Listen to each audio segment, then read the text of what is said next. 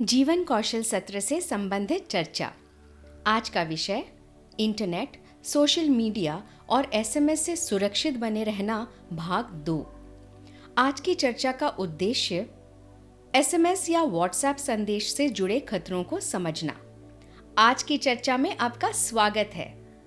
मैं हूं आपकी जीवन कौशल सहजकर्ता और आज हम बात करेंगे एक ऐसे विषय पर जिसकी जानकारी काफी जरूरी है क्योंकि ये हमारी सुरक्षा से भी जुड़ी है।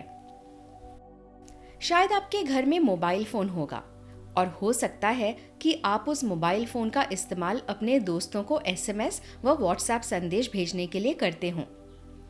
व्हाट्सएप और फेसबुक पर होना और इनके माध्यमों से दोस्तों से बात करना बहुत ही मजेदार होता है, लेकिन कभी-कभी ये खतरनाक भी हो सकता है।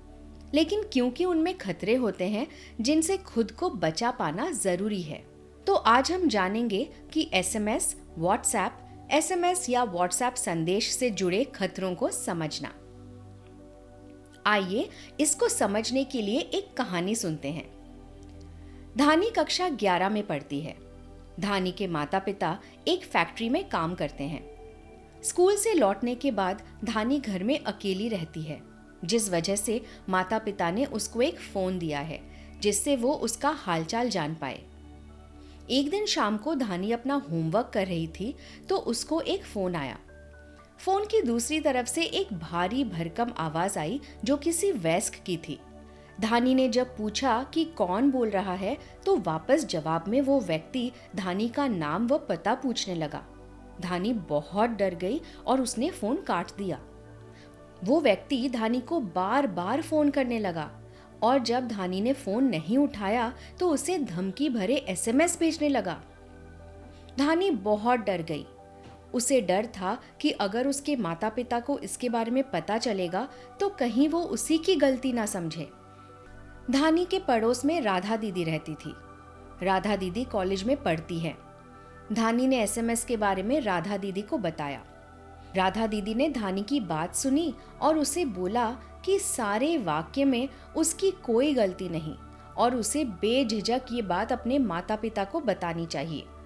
राधा दीदी ने धानी को एसएमएस व व्हाट्सएप के इस्तेमाल से जुड़े खतरों या अप्रिय स्थिति के बारे में बताया, जैसे किसी के द्वारा आपको कठोर या डराने वाला संदेश भेजना, किसी अपरिचित का आपसे अकेले में मिलने के लिए कहना, किसी का आपको अनुचित संदेश या कोई ऐसी तस्वीर भेजने को कहना जिसे भेजने में आप सहज ना हो, या फिर कोई ऐसी तस्वीर भेजे जो आप देखना नहीं चाहते हो।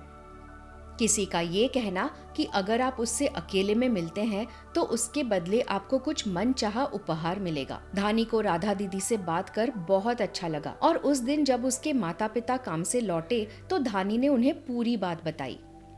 धानी की बात सुनकर उसके पिता ने उसे गले से लगाया और उससे बोले, तुम इतने दिन अकेले परेशान हो रही थी, तुम्हें पहले ही ये सारी बात हमें बता देनी चाहिए थी।